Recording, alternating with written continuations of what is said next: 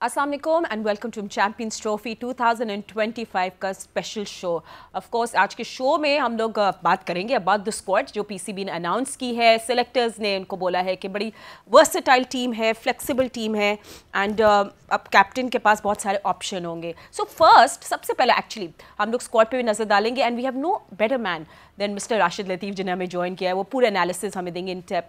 बहुत शुक्रिया राशिद भाई हमें ज्वाइन करने के लिए। आई थिंक ये ऐसा शो है जो मैं चाहती हूँ सब चाय पियेंगे और डिस्कशन करेंगे अबाउट द स्क्वाड। मगर चाय कौन नहीं पिएगा? बहुत सारे ऑप्शंस हमारे सामने हैं तो सही, पर राशिद भाई आई थिंक लेट्स पहले तो हम लोग बात कर लेते हैं जैसे फ़खर ज़मान का आना, जस्ट ओवरऑल एंड देन मतलब उस्मान खान को वहाँ हम देख रहे हैं। आई मीन ठीक है ऑप्शंस है बट थोड़ी कंफ्यूजिंग टीम क्यों लग रही है मुझे? देखिए, ऑन पेपर्स तो देखें तो टीम तो बैलेंस लग रही है। लेकिन हम चाहते हैं कि हमारी रिक्वायरमेंट क्या है। फखर जमान काफी अरसे के बाद वापस टीम में आए हैं क्योंकि हिस्सा नहीं थे वो Australia, Zimbabwe and south Africa. और इश्यूज थे, पर्सनल इश्यूज कह लें, पनिशमेंट कह लें। लेकिन उसका लॉस फखर को बिल्कुल भी नहीं हुआ। वो पाकिस्तान टीम को कॉस्ट कर गया क्योंकि उनको वापस आना है। दूसरा, साइम अयूब नजर नहीं आ रहे जो कि मेरे ख्याल से जो जीत की वजह बने ऑस्ट्रेलिया में एक ओडीआई की और दो साउथ अफ्रीका में जो सेंचुरीज की है वो मिसिंग है। तो हमें पहले ओपनिंग अगर पार्टनरशिप हम देखते हैं, ओपनर्स हमें मिसिंग लग रहे हैं यहाँ पे। तो हम जा रहे हैं कि बाबर आजम से हम ओपन कराएं तो शायद फखर हमारे लिए बहुत जबरदस्त है, वो ऑटोमेटिकली चॉइस होते हैं। और दूसरे साइम अय्यूब, लेकिन साइम अय्यूब के जाने के बाद बहुत बड़ा वैक्यूम आ गया है। अब बाबर को, हमारे मेन प्लेयर्स को आना पड़ेगा as a opener. Saud Shakeel का भी सुन रहे हैं लेकिन मुझे ऐसा लगता है कि बाबर आजम को आना पड़ेगा।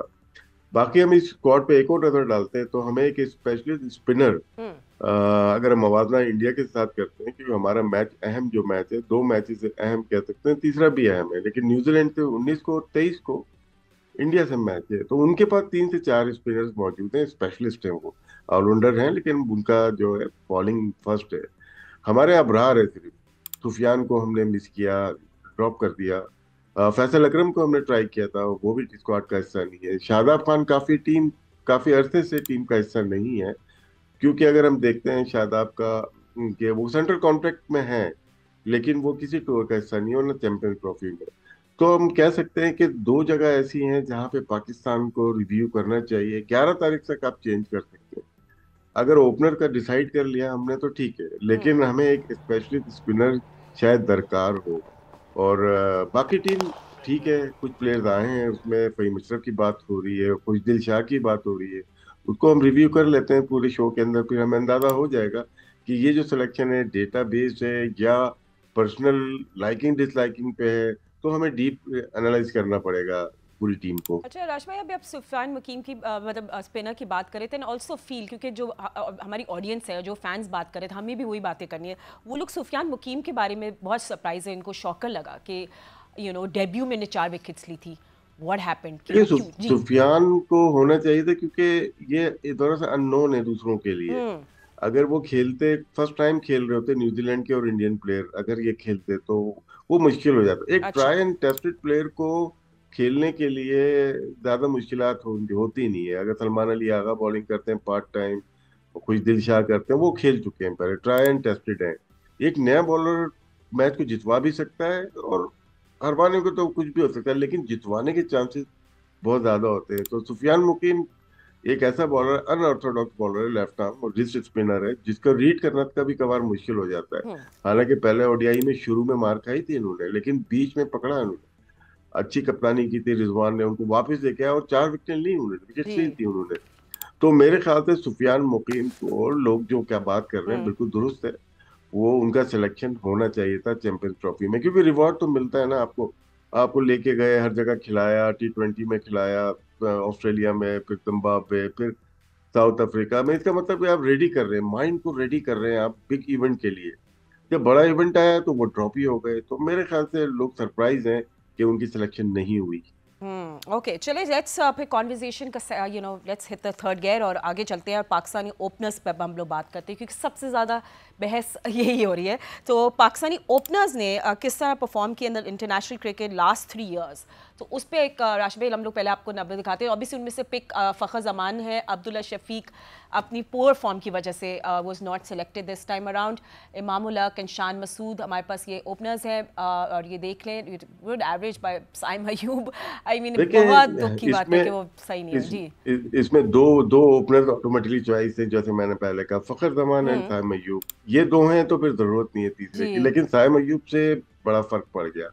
अब्दुल्ला शफीक का जो डाटा नजर आ रहा है, जो सिलेक्शन कमेटी ने सोचा होगा फॉर्म का, वो डिफरेंट कंडीशन थी। वो सब कॉन्टिनेंट में बहुत अच्छा खेलते हुए आए हैं, ऑप्शन दिया जा सकता था। एक इमामुल हक काफी अरसे से नहीं खेले हुए, तो आप कह सकते हैं यार नहीं इमाम को नहीं, क्योंकि फखर इमाम की जोड़ी अच्छी थी, दोनों में से एक लेंगे, तो फखर आ गए। दूसरा ओपनर अगर बन सकता था हम्म। वो अब्दुल्ला शफीक बन सकते थे, क्योंकि पाकिस्तान में अगर इनकी बैटिंग देखें या इंडिया के वर्ल्ड कप में देखें 2023, इनकी परफॉर्मेंस ठीक थी। थोड़ा स्लो खेलते हैं, लेकिन एक थर्ड ओपनर की सूरत में ये टीम के अंदर जगह बना सकते थे। लेकिन लोग लास्ट 3-4 इनिंग्स देखते हैं, उसके बाद उसको राइट ऑफ कर देते हैं। ये हमारा तरीका मेरे ख्याल से सिलेक्शन का थोड़ा सा गलत हो जाता है। चंद इनिंग्स के ऊपर आप डिसाइड कर लेते हो, और वो तीन डिफरेंट फॉर्मेट में होगी, कुछ T20 में होगी, कुछ वनडे में होगी, हम्म। कुछ टेस्ट मैचेस में होगी। तो ये आपने देखा होगा। और यहाँ पे अगर हम देखते हैं कि फखर जमान की परफॉर्मेंस अगर हम देखते हैं, बहुत ही जबरदस्त रही है। स्ट्राइक रेट उनका 93 का है, एवरेज 44 का नजर आ रहा है। अब्दुल्ला शफीक है, साइम अयूब है, शान मसूद और इमाम उल हक का चल रहा था थोड़ा सा, लेकिन अगर शान मसूद थोड़े बहुत रन कर लेते लास्ट टेस्ट मैच में, तो वो ओपनर आ सकते थे। उनका लिस्ट ए का रिकॉर्ड बुरा नहीं है, बहुत अच्छा है उनका। लेकिन यहाँ पे क्लियरली हमें नजर आ रहा है कि अगर कोई ओपनर था वो फखर जमान, टाइम अयूब है, नहीं तो अब्दुल्ला शफीक।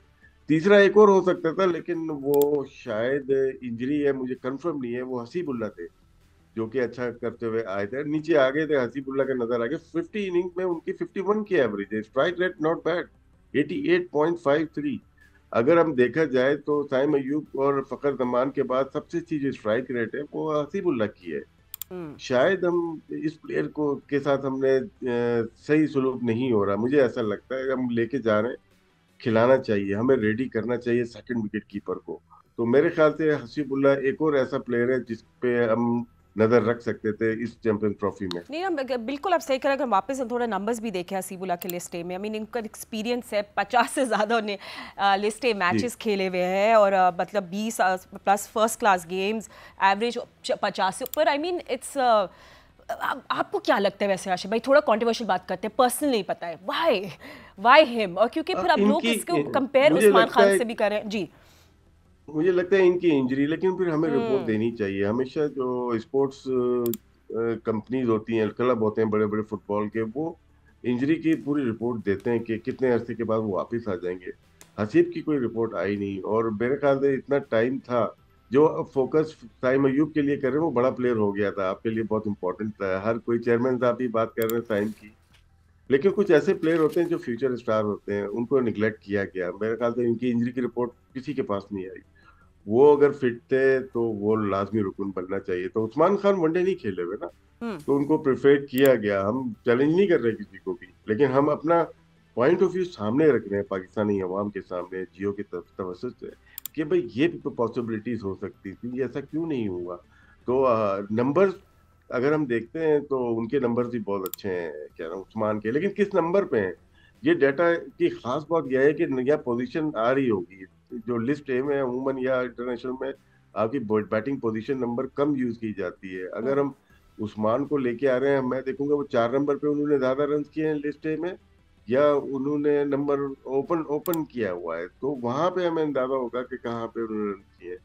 तो हमने ज्यादा चांस दिया नहीं, हमने जितनी कोशिश की थी, जितनी प्रिपरेशन की थी ऑस्ट्रेलिया, जिम्बाब्वे और साउथ अफ्रीका की, शायद हम उसके ऊपर पूरे उतरे नहीं, अपने प्लेयर्स को हमने ट्राई नहीं किया। हम पुराने प्लेयर्स पे आ गए वापस, जिस तरह से हम 2024 के T20 वर्ल्ड कप में इमाद और आमिर को, वो भी अच्छे प्लेयर थे, जी। लेकिन देखें बैकफायर कर गया वो। अब हमें ये देखना है कि फहीम अशरफ है और खुशदिल शाह है, सऊद शकील है, ये कहीं पे भी हमारे प्लान में नहीं थे, हमारा हिस्सा नहीं थे प्लानिंग का, लेकिन अचानक से लेके आया गया है, तो कोई ना कोई रीजन तो होगा। मैनेजमेंट ने सोचा होगा। कप्तान की राय इतनी ज्यादा शामिल नहीं इस टीम के अंदर, मुझे ऐसा लगता है। क्योंकि वो जिस तरह से टीम बना रहे कप्तान तो वही थे, अगर उन्होंने टीम बनाई है तो मैं उनसे बहुत ज्यादा क्वेश्चन करना चाहूंगा फिर। चले हम आपका one on one session plan करते हैं कैप्टन के साथ। बट राशि भाई, आपको फिर मतलब हम वापस अगर ओपनिंग की बात आते हैं, हम वी हैव वन ओपनर, तो आपको क्या थोड़ा स्ट्रैटेजी समझ आ रही है कि हम लोग शायद एक्सपेरिमेंट करें match to match with opening pair, या आपको लगता है कि अगर बाबर ही आएंगे तो with through out tri series और चैंपियंस ट्रॉफी में उन्हीं को ओपन करते हुए हम देखेंगे, या सुनने में ये जी। आया कि जब टाइम अयूब जब अनफिट हुए फिर बाबर ने ओपन की, तो वहीं पे इन्होंने डिसाइड कर लिया था साउथ अफ्रीका में अच्छा। कि हमारे जो नेक्स्ट ओपनर होंगे ओडीआई में वो बाबर आजम ही होंगे। अब ये हॉर्सेस फॉर कोर्सेस बनता नहीं है बाबर जैसे प्लेयर के लिए कि वो आज करेंगे ओपन और कल नहीं करेंगे, बाबर हम्म। ही करेंगे अगर करेंगे तो। और दो क्रूशियल मैचेस हैं हमारे, स्टार्ट के दोनों मैचेस बहुत अहम है और बाबर आजम पे पूरी पाकिस्तान बिलीव करता है। और अभी भी फखर और बाबर ऐसे प्लेयर है जो कि पाकिस्तान को एक खोया हुआ वकार दिला सकते हैं, अच्छी बैटिंग कर सकते हैं, दोनों में सलाहियत भरपूर है।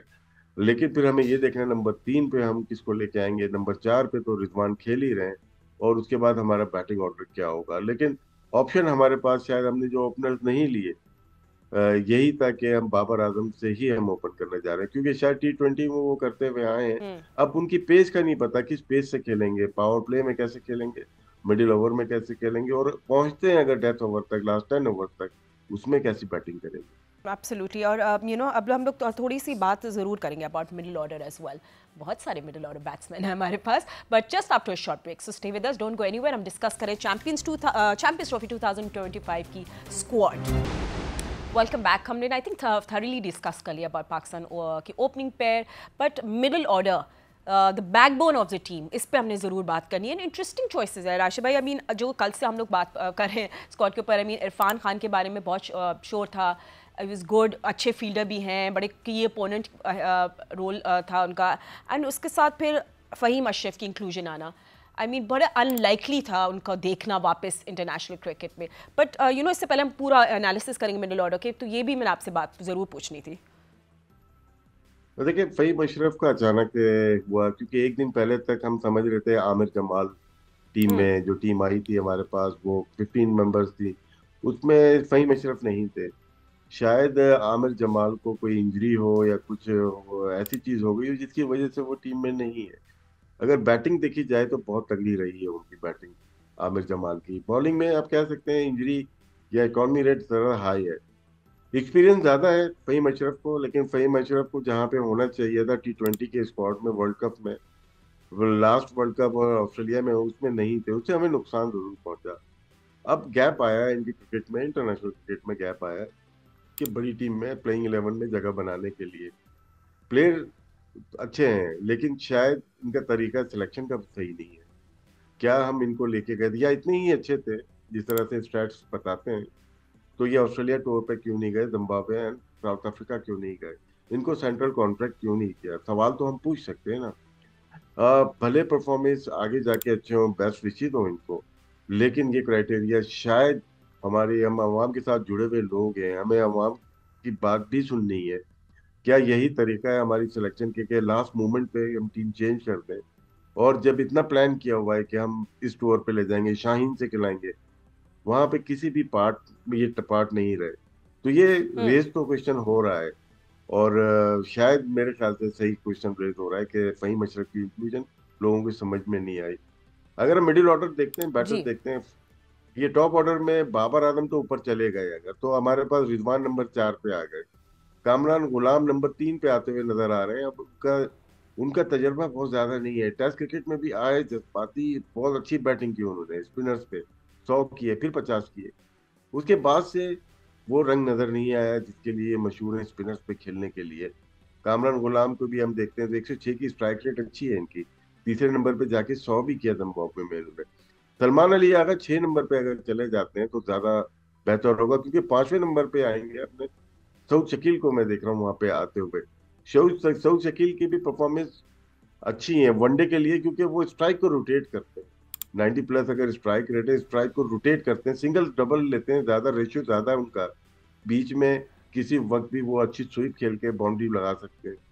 तो बैटिंग तो बनती हुई है, हम जो हमें फिल इन द ब्लैंक है हम उसको फिल करते हुए जा रहे हैं कि हमारी बैटिंग ये पॉसिबिलिटीज हो सकती हैं।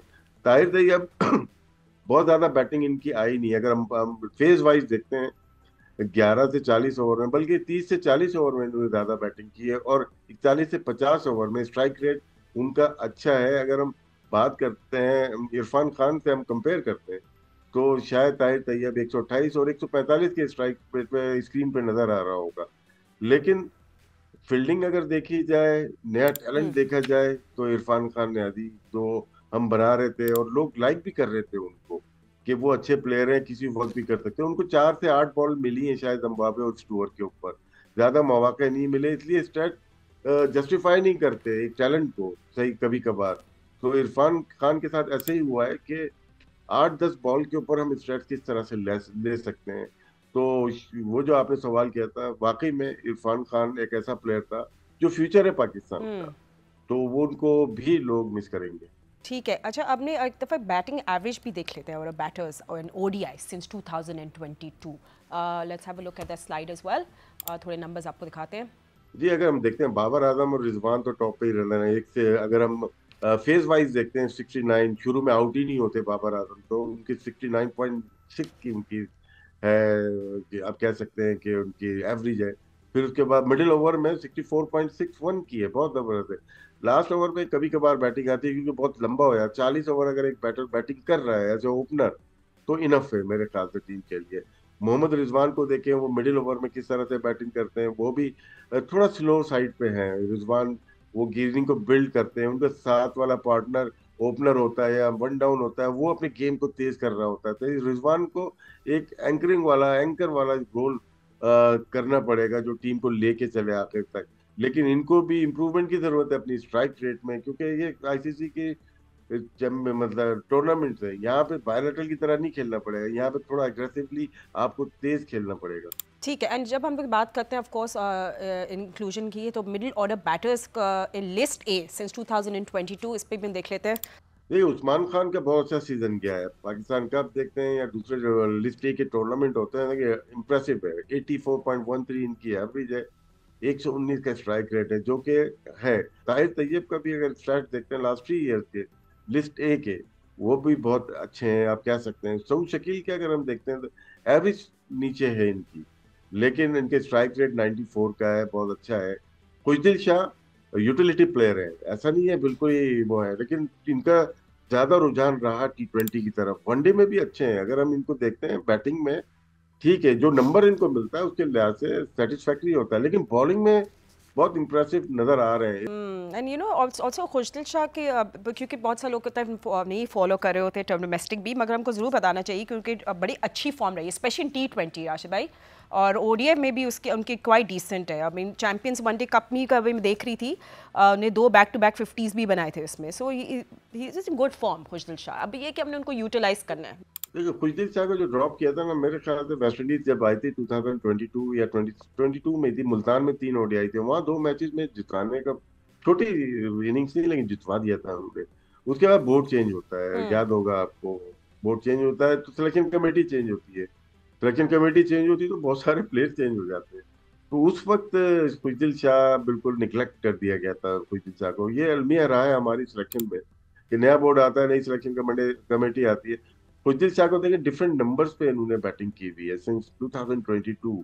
ये इनका आप देखें, लिस्ट ए का भी आप देख सकती हैं कि कहाँ पे इनकी एवरेज रही है, क्या स्ट्राइक रेट रहा है इनका, किन किन नंबर्स पे इन्होंने बैटिंग की हुई है। तो खुशदिल शाह जिस नंबर पे बैटिंग करते हैं उस लिहाज से मेरे ख्याल से 85 पॉइंट, स्ट्राइक रेट थोड़ा लोअर साइड पे। जब आपका नंबर 6-7 नंबर है जिस पे आप बैटिंग करते हैं, तो वहां पे आपका स्ट्राइक रेट अच्छा होना चाहिए। नजर आ रहा है कि 7वें नंबर पे पोजीशन की है, देखिएगा लिस्ट ए में, तो 101 का स्ट्राइक रेट है। जैसे नंबर ऊपर चलते चले जाएंगे, 4 नंबर 5 नंबर पे स्ट्राइक रेट लो होता चला जाएगा। लेकिन यहाँ पे अपने गेयर चेंज करना है। ओडीआई में भी इनको हम देखें तो इनकी परफॉर्मेंस बहुत ज्यादा अच्छी नहीं तो बहुत बुरी भी नहीं है, लेकिन ज्यादा इंप्रेसिव ये नजर आए लिस्ट ए में। बॉलिंग में अच्छे नजर आए खुशदिल शाह, जिसकी ठीक है। वजह से शायद इनको टीम का हिस्सा बनाया गया। ठीक है। अब तैयब ताहिर के भी थोड़ा देख लेते हैं। Let's have a look at his playing positions in list A 2022 Tayyab से। ताहिर के देखें आप, होता क्या है, डोमेस्टिक से लेकर इंटरनेशनल तक हमें सेम इशू नजर आ रहे हैं। नंबर देखें कि किस बैटिंग पोजीशन नंबर 1, 3, 4, 5, 6, ये कितनी ज्यादा दफा बैटिंग की, 4 नंबर पे बड़े अच्छा रहे, कंफर्टेबल रहे हैं ये। 4 नंबर पे 818 रन है, 54.53 की एवरेज है, 88.05 के इनका स्ट्राइक रेट है। तो जब हम टीम की सिलेक्शन करते हैं ना, तो हमें ये नंबर जरूर देखने चाहिए, बैटिंग पोजीशन नंबर। यहाँ पे रिजवान है ऑलरेडी मौजूद है, अब इनका नंबर किधर आएगा, 6 नंबर, 7 नंबर? फिर हमें वहां हम्म। देखना चाहिए कि इनकी बैटिंग जो आती है इस नंबर पे, ये कैसे होंगे। अच्छे एग्रेसिव जरूर प्लेयर हैं ये, लेकिन यहाँ डोमेस्टिक में जिसकी वजह से इनको सिलेक्ट किया गया है, क्या वो नंबर इनको इंटरनेशनल टीम में मिलेगा या नहीं मिलेगा। ठीक है। एंड ठीक है, सबसे कंट्रोवर्शियल सिलेक्शन उसमें बात कर ले, फ़हीम अशरफ। सिंस 2022 लिस्ट है कि उनके भी थोड़े नंबर्स देख ले किस पोजीशन पे। देखिए इनका भी हम देखते हैं तो 41 की एवरेज है, लेकिन नंबर 6 पे ये कंफर्टेबल है। हम्म। 6 पे सलमान अली आगा बैटिंग करेंगे, 7 पे खुशदिल बैटिंग करेंगे, शायद इनकी जगह बनती हुई नजर नहीं आ रही। मैं भी दुबई में लाइवली पिच है तो ये खेलते हुए नजर आते हैं। नंबर 6 पोजीशन पे अगर आप देखें तो इनका अच्छा स्ट्राइक रेट भी 132 का है, और एवरेज भी इनका ठीक जबरदस्त है। उसकी वजह से इम्पैक्ट पूरे इनके 3 साल के रिकॉर्ड पे पड़ रहा है। लेकिन क्यों नहीं ये डिफरेंट नंबर पे क्यों गए फिर, यही एक सवाल है कि हमारे प्लेयर जो बना रहे होते हैं, खिला रहे होते हैं, उनका एक मखसूस नंबर नहीं नजर आ रहा। हमने सबको देख लिया, हसीब को भी देखा हमने, उस्मान की भी देखी हमने, अभी तैयब ताहिर को भी देखा, तो सबके नंबर डिफरेंट नजर आ रहे हैं।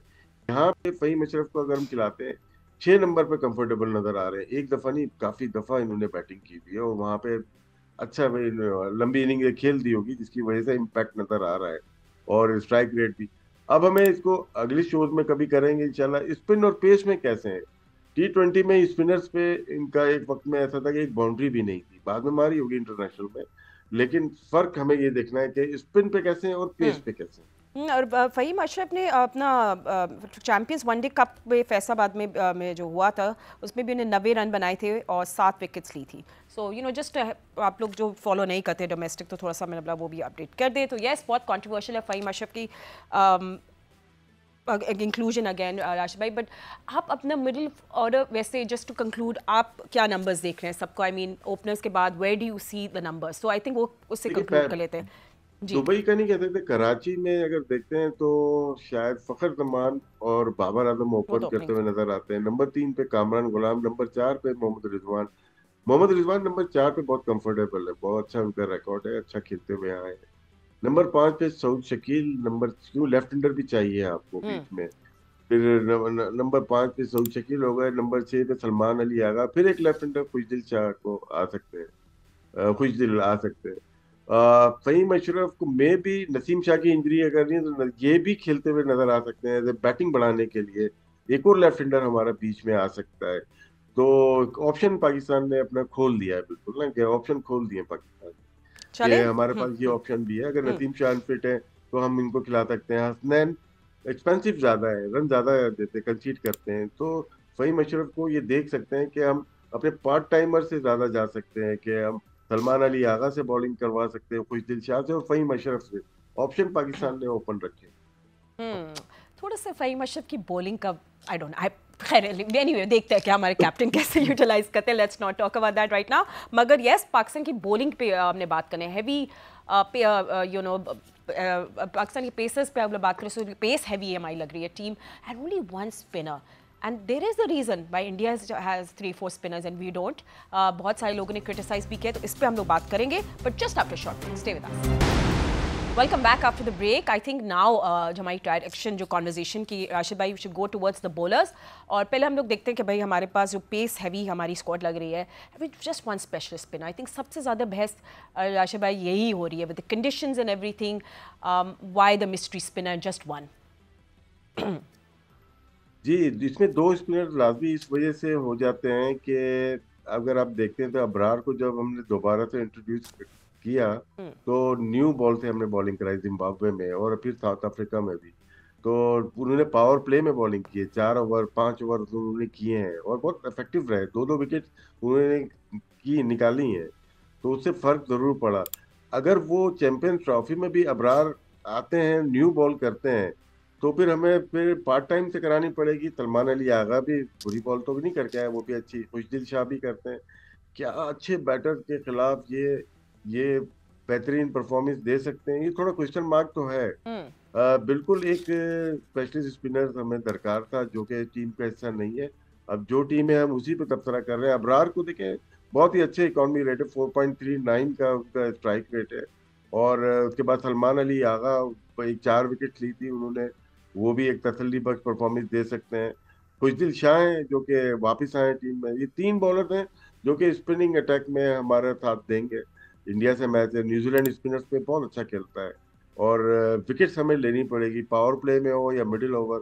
और हमारा रहा है, अगर हम फेलियर अगर हम कहते हैं अपना 2023 इंडिया में वर्ल्ड कप जो हुआ 50 ओवर्स का, उसमें हमारे मिडिल ओवर में आउट नहीं किए। शादाब हो, उसामा हो, हारिस हो या शाहीन हो, एक बॉलर था जिसने बहुत अच्छी बॉलिंग की जो नजर आया 31 से 45 ओवर में। अगर देखते हैं मोहम्मद वसीम जूनियर, हम्म। वो एक एक हौसला बने थे हमें उस वर्ल्ड कप में। वो उसके बाद खेलते हुए नजर नहीं आए नेशनल टीम में। वो वनडे क्रिकेट के, क्योंकि उनका एक्शन अलाउ करता है अच्छी रिवर्स स्विंग करने के लिए, शायद उस पर हमने तवज्जो नहीं दी। फिटनेस का मुझे नहीं पता वो कैसी थी, लेकिन वो ऐसे बॉलर थे जो कि ऑस्ट्रेलिया से लेकर साउथ अफ्रीका टूर पे शामिल किए जा सकते थे। बात ठीक है, अबरार हमारे पास एक ऐसा स्पिनर है जो स्पेशलिस्ट है, खुदा ना खास्ता कुछ हो जाता हम्म। है स्क्वाड में कोई दूसरा या उसके बाहर कोई तीसरा जो बॉलर है वो सुफियान ही है, और उसको टीम में होना चाहिए था। एब्सोल्युटली। और सुफियान मुकीम ने जैसे अभी हम पे शुरू में भी डिस्कस किया था, आपने डेब्यू में 4 विकेट्स लिए, इट्स जस्ट अनफेयर उनके साथ हुआ है। बट राशिद भाई, फिर और क्या ऑप्शंस हो सकते थे अगर फिर मतलब अभी तो आपने सुफियान के अलावा भी अगर हम बात करें। देखिए, हमने सेंट्रल कॉन्ट्रैक्ट में अगर शादाब शादाब को हमने सेंट्रल कॉन्ट्रैक्ट में दिया है तो क्यों लिया है, सवाल तो बन रहा है ना ये भी। वो ऑस्ट्रेलिया नहीं जा सकते, वो जिम्बाब्वे नहीं जा सकते, वो टेस्ट मैच नहीं खेल सकते।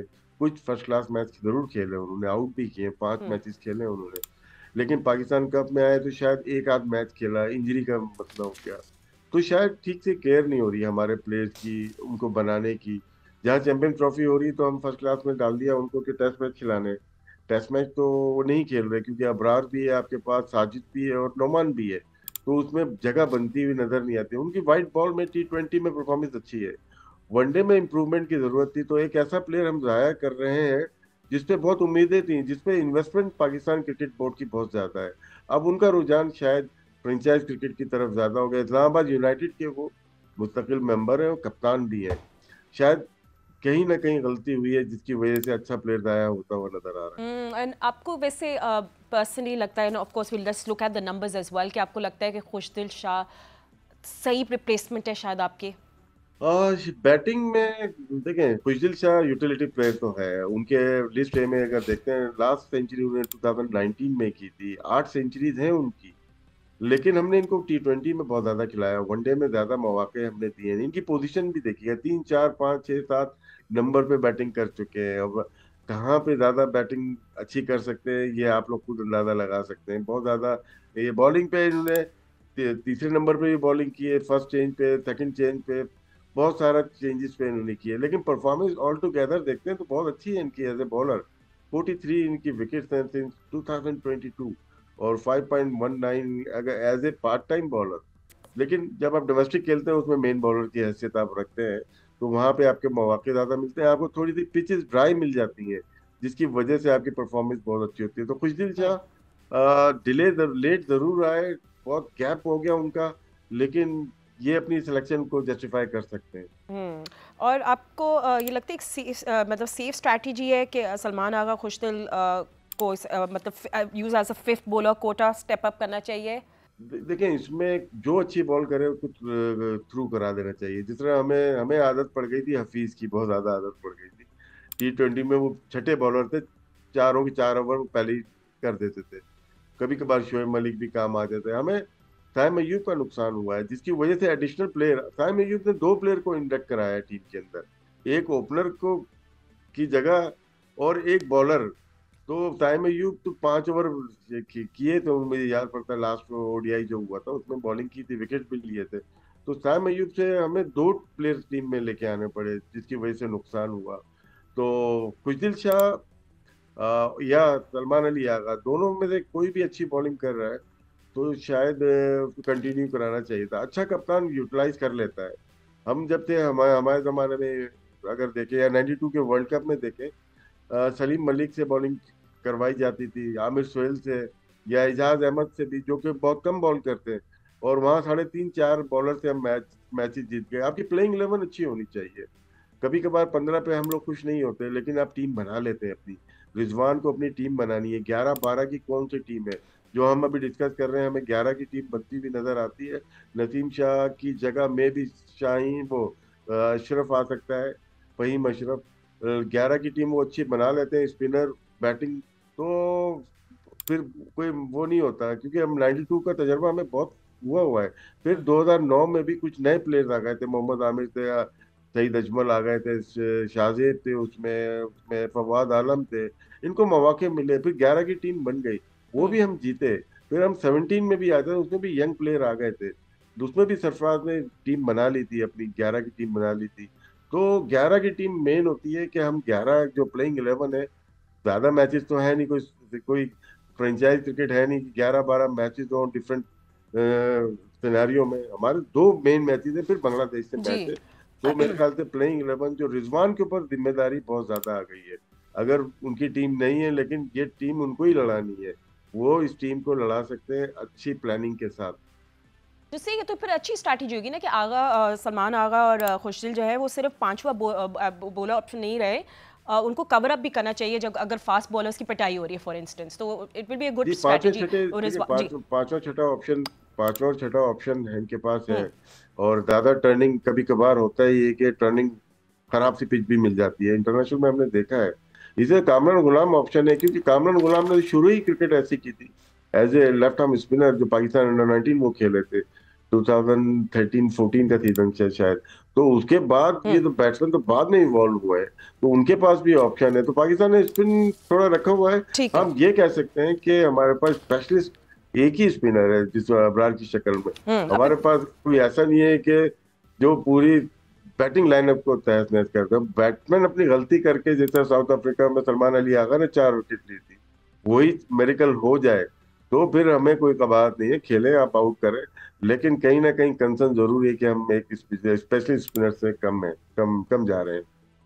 ठीक है, चलिए आप पेसर्स की बात कर लेते हैं। And you know let's first have a look कि हमारे पाकिस्तानी जो हमारे पेसर्स हैं उन लोगों ने लास्ट आखिरी 3 साल में किस तरह परफॉर्म किया है। शाहीन शाह अफरीदी, हारिस सर्व्स, नसीम शाह, मोहम्मद हसनैन, अब फहीम अशरफ भी आ गए एज एन ऑप्शन, बट हमारे टॉप 3 जो है हैव बीन डूइंग वेल। तो फिर वापस मुझे आमिर जमाल के साथ जी नीचे से आते हैं। मोहम्मद वसीम चले। जूनियर को मैं देखता हूँ, 34 विकेट्स है उनके, 5.34 का इकॉनमी रेट है, जो कि शायद नसीम शाह के बाद सबसे बेहतर इस स्क्वाड में वही है।